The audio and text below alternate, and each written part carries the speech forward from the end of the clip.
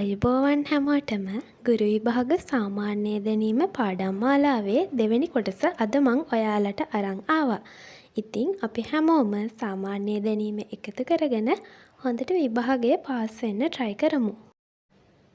හින්දු අධ්‍යාපනය නගා සිටුවීමට පුරෝගාමියා වූයේ කවරෙක්ද? පිළිතුර ආරුමුග නාවලර්තුමා. ශ්‍රී ලංකාවේ සාගර විශ්වවිද්‍යාලය සඳහා ආධාර සපයන ආයතනය කුමක්ද? පිළිතුර ජපාන් අන්තර්ජාතික සහයෝගිතා සංවිධානය. ජාතික අධ්‍යාපන ආයතනය පිහිටා ඇත්තේ කොහේද? පිළිතුර මහරගම. ශ්‍රී ලංකාවේ විශ්වවිද්‍යාලයක පළමු සිංහල උපකුලපති කවුද?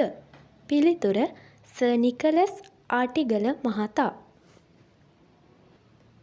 ශ්‍රී ලංකාවේ ප්‍රථම ළමා සඟරාව කුමක්ද? පිළිතුර බාල ප්‍රදීප.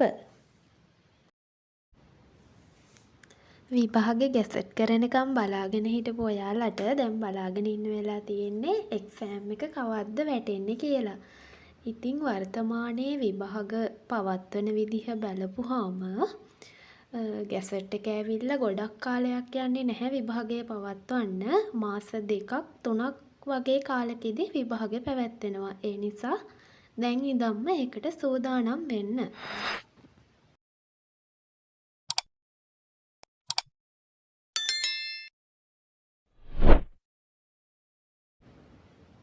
ඔයාලට හැමදාම මේ වගේ වීඩියෝ බලන්න පුළුවන් channel එක subscribe කරලා තියාගන්න.